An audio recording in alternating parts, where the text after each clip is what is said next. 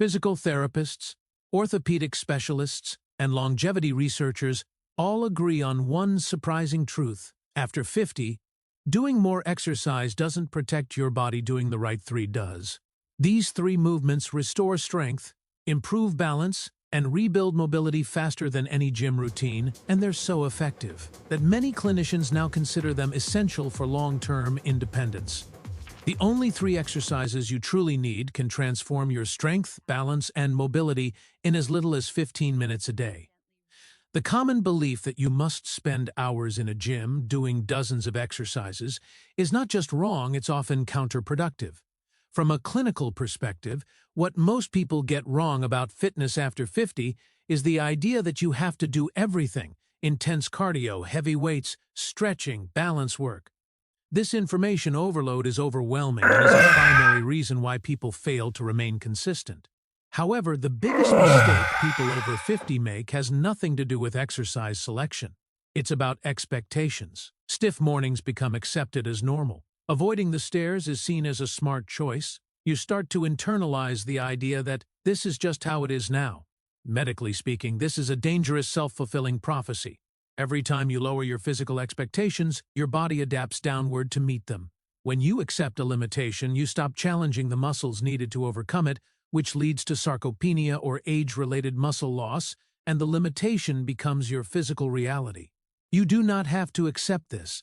This decline is reversible with a targeted approach, using 3 specific exercises. You don't need a gym, and it's easy to start even if you've never exercised before.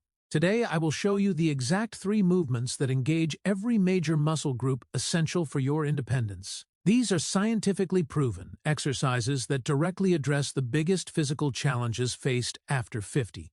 We will cover the one exercise that is paramount for preventing falls and building total body strength, the movement that maintains upper body power and corrects posture, and the simple exercise that protects your spine. More than that, I will show you precisely how to modify each one based on your current ability and how to recognize the physical cues that tell you when it's time to progress. Let's begin with the single most important movement for functional longevity. It's an action you already perform countless times daily, but its proper execution is the cornerstone of physical independence. I'm talking about the squat. Every time you sit and stand, you perform a squat. The issue is, as sarcopenia progresses, we begin to cheat the movement. We use momentum or push off with our hands, meaning the primary muscles, the quadriceps, hamstrings, and especially the glutes, are no longer being properly stimulated. This creates a dangerous cycle. The muscles weaken, the movement becomes more difficult, we avoid it or compensate further, and the muscle atrophy accelerates. This is why the squat is non-negotiable. It directly strengthens the largest muscle groups in your body, which act as the engine for almost everything you do. Beyond just muscle, the squat is a crucial activity for maintaining bone density. As a weight-bearing exercise, it sends a mechanical signal to the cells in your hips and spine to build new bone tissue, which is our most effective natural defense against osteoporosis and fractures. It also fine-tunes your nervous system, improving the communication between your brain and your muscles. This sense, called proprioception, is what allows you to instantly correct your balance and prevent a simple trip from becoming a serious fall. The beauty of this exercise is its accessibility. The starting point for most people should be the chair squat.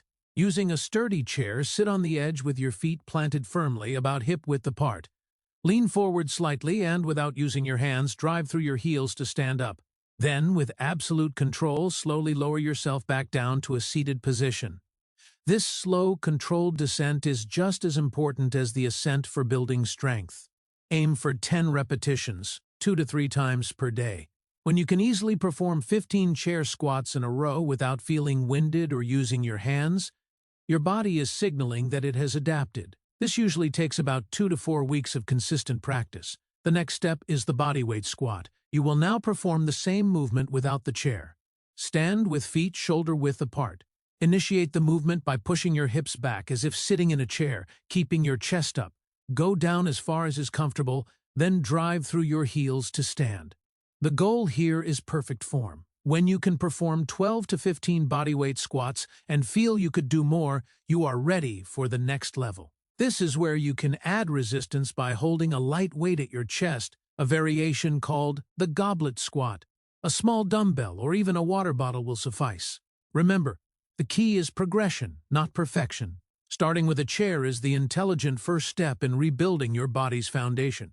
Having a powerful lower body is the foundation for mobility, but our interaction with the world is often dictated by the strength of our upper body and the integrity of our core.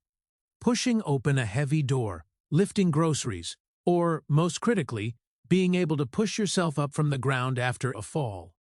These actions all depend on upper body strength. This is where our second fundamental movement comes in, the push-up. The push-up is perhaps the most scalable exercise in existence, and its benefits for maintaining functional strength after 50 are immense. It is a compound movement, meaning it engages multiple muscle groups simultaneously: your chest, your shoulders, your triceps, and, crucially, your entire core. From a clinical perspective, the push-up is also a powerful tool for improving posture. With prolonged sitting, many people develop what's called upper crossed syndrome, characterized by a forward head and rounded shoulders. The push-up strengthens the very muscles that counteract this posture, helping to pull the shoulders back and align the spine, which can alleviate chronic neck and upper back pain. A proper push-up isn't just an arm exercise, it's a moving plank that teaches the body to remain stable and integrated. Just as with the squat, we begin at a level that is appropriate for you. For most people, this is the wall push-up. Stand arms length from a wall, place your palms flat against it at shoulder height, slightly wider than your shoulders. Keeping your body in a straight line from head to heels, lean in by bending your elbows and then press back. This builds the movement pattern with minimal load. When you can easily complete 15 to 20 wall push-ups without your arms feeling fatigued, it's time to increase the challenge. We do this by moving to the incline push-up. Find a sturdy table or bench. The higher the surface, the easier the exercise. Place your hands on the edge and walk your feet back, performing push-ups at this angle. When you can do 12 to 15 incline push-ups on a surface that's about waist-high, start looking for lower surfaces, gradually working your way down over several weeks. Eventually, you may progress to the floor. The knee push-up is an incredibly effective version that provides most of the benefits of a full push-up with less stress on the shoulder joints. From your hands and knees, create a straight line from your knees to your head. Lower your chest toward the floor and press back up. Honestly, for the majority of people over 50, mastering the knee push-up is a monumental achievement and provides all the upper body strength necessary for a high quality of life. Perfect form beats high reps every single time. The push-up demonstrates how your upper body and core must work together. This brings us to our third and final movement, which isolates that core stability. This brings us to the plank. This might look simple, but it's an incredibly powerful exercise for building the kind of core strength that protects your spine. Your core isn't just your abs. Medically, we view it as a cylinder of muscles that supports your entire torso. A strong core is critical for preventing back pain, improving balance, and making every other movement safer and more effective.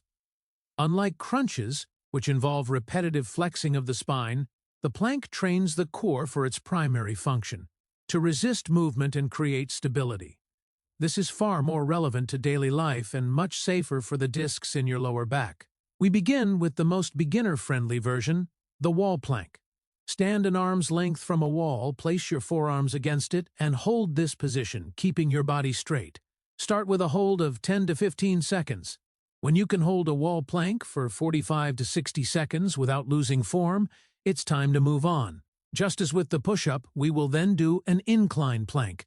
Find a sturdy surface like a couch or bench, place your forearms on it, and hold a straight line from head to heels. Start with 15 to 20 seconds. Once you can hold this position for a full minute with rock-solid form, you're ready for the floor. The knee plank is where most people will find the perfect level of challenge. Drop to your knees and forearms on the floor, creating that straight line from your knees to your head. Holding a perfect knee plank for 30 to 45 seconds is a sign of excellent functional core strength. Mastering the knee plank is a massive victory and will give you all the core stability you need for daily life. The full plank, on your toes and forearms, is the final progression, but it is not a requirement. A rock-solid knee plank is far more beneficial than a full plank with a sagging back. Never sacrifice form for duration. Now let's put this all together into a simple, effective routine. Your workout days are Monday, Wednesday, and Friday. On these days, you'll perform 2 sets of each exercise. Start with your squats, doing 8 to 12 reps of your current version. Next, move to your push-ups for 5 to 10 reps. Finally, finish with 2 sets of planks, holding for 15 to 30 seconds each. This entire routine is efficient and sustainable. Tuesday and Thursday are your recovery days. This doesn't mean being inactive. Go for a 20 to 30-minute walk. This gentle movement aids recovery and is excellent for your cardiovascular health. Weekends are for active recovery, light stretching, gardening, or gentle movement.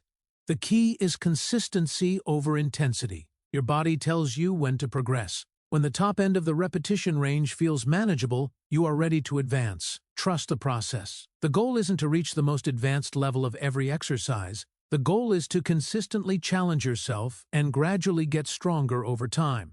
You don't need a gym or expensive equipment. You just need these 3 exercises and the commitment to start. The best time to start was years ago. The second best time is right now.